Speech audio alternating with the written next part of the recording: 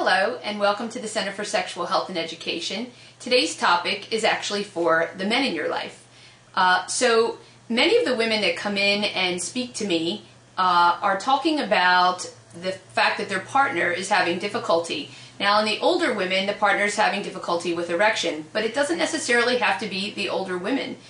In fact, I hear complaints as young as mid-30s in guys that are having erectile dysfunction or difficulty maintaining the erection. So the first thing I want to know in these gents are ideas about his behaviors and also what his testosterone level is. So there are medical conditions that absolutely play a role in the ability to maintain an erection. Some of the most common are heart disease, diabetes, and smoking. But that said, there are ways that we can improve function in men, even those that have these medical problems. The problem is that when a testosterone level is drawn, the physician drawing often doesn't know what the goal is in management. So suffice it to say that when the testosterone level is drawn, a range is given. I'm going to just use 200 to 800 as an example. We'd like to see that level in the middle or higher. So at 500 or higher in this particular instance. So greater than the 50th percentile is where we're looking.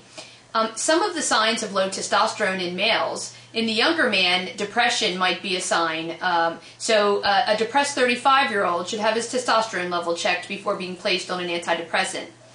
Other signs of low testosterone are inability to maintain an erection, not great results from taking Viagra, Levitra, or Cialis.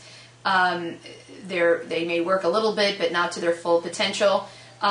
Increased belly fat. So the man that's generally fit, but he has an increase in belly fat, that may be a sign. The guy who falls asleep after a meal. How about just decreased interest in life, especially in things that are most exciting to him? Those are all signs of low testosterone or testosterone deficiency in men. Not surprisingly, this happens commonly in older men. Just as women lose their estrogen, the men lose their testosterone. But for some reason, the men are most reluctant to have this discussion with their physicians. So as a gynecologist, I end up ordering these levels on the men. And certainly in the Center for Sexual Health and Education, we have a urologist on staff that takes care of these issues with the men.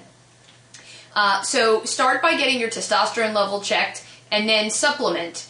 Our preference is that the supplementation is in the gel form, such as Androgel or Testim. Androgel comes in a nice clean pump, and later on we can teach you how the woman in your life may use some of that testosterone off-label to stimulate her sexy thoughts as well.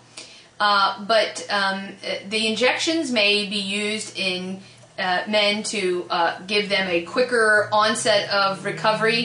However, it also requires a trip to the doctor to get your injection on a regular basis where the gel can be applied daily by yourself.